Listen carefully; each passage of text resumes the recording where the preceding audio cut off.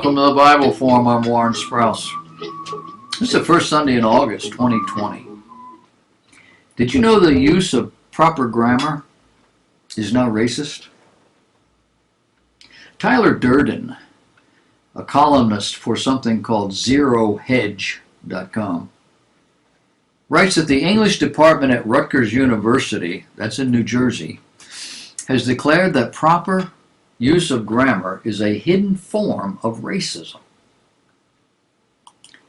It's racism because it disadvantages students of multilingual and non-standard academic English backgrounds.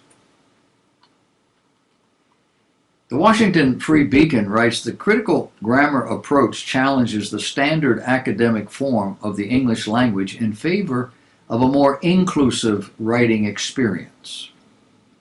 The curriculum puts an emphasis on the variability of the English language instead of accuracy. Can you say pandering? I mean, what else would you call it? This approach challenges the familiar dogma that writing instruction should limit emphasis on grammar/sentence level issues so as not to put students from multilingual, non-standard academic English backgrounds at a disadvantage. Rebecca Wolkowitz, chair of the English department at Rutgers University, sent the email on Juneteenth, a date and description that celebrates the commemoration of emancipation from slavery here in the United States. The email was entitled Department Actions in Solidarity with Black Lives Matter. The email spelled out the philosophy.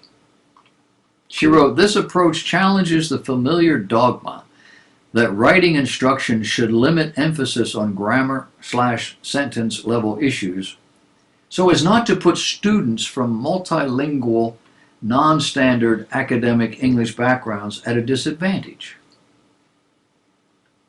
Now, the question comes to mind, what country are these students in? And what language does that country speak? What are the rules of grammar informing that particular language? If everyone gets to speak and write in their own preferred language and style, what does everybody else do? How can we be certain that the concepts are going to be communicated properly, fully, accurately to everyone? Are we going to extend this into the chemistry department? When important information is required to be communicated, who is it that will understand what's being said or what has been written and handed to them?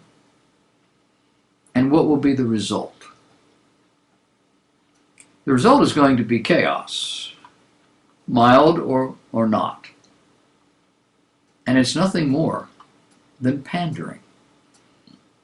Ms. Wolkowitz went on to say, instead, it encourages students to develop a critical awareness of the variety of choices available to them with regard to micro-level issues. Language? Micro-level? In order to empower them and equip them to push against biases based on written accents. Now, you do realize variability instead of accuracy means incorrect usage of grammatical norms. It's nice that somebody speaks a foreign language, but the whole point of teaching proper grammar is teaching foreigners the proper way to speak, well, English. They're here. But all of that is so very white and so very male. So it's got to go. I say tell that to the emergency squad that shows up to save your life. Rick Moran from pjmedia.com writes, unfortunately, Rutgers apparently missed the mark with some activists. Aside from being incomprehensibly stupid, the change is itself virulently racist. To seek to convince people in this country not to favor their own language structures is what's racist. To seek to equip people from other countries so that they might succeed here is called loving. Now, you do know America is the only nation where the citizens do not necessarily learn other language, at least not as a matter of course, right? Most other nations require more than one language. They don't do that out of love for others. They do that out of survival. Nation stacked up against nation, under another nation, on top of another nation. With all these people speaking other languages and traveling back and forth as a matter of course. Of course they have to learn other languages.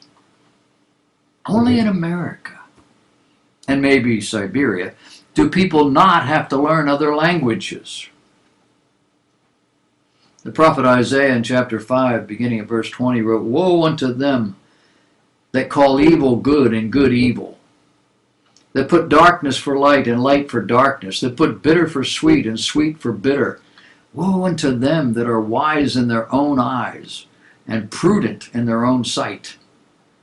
Woe unto them that are mighty, which justify the wicked for reward, and take away the righteousness of the righteous from him."